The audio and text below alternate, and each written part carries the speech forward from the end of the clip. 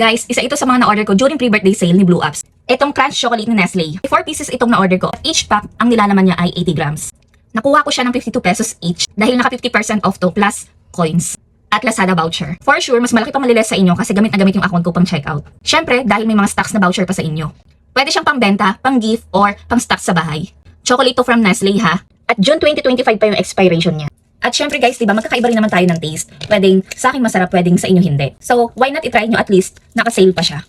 Ayan. Titikman natin. First time kong makatikim din neto. First time kong bumili. So, tikman natin.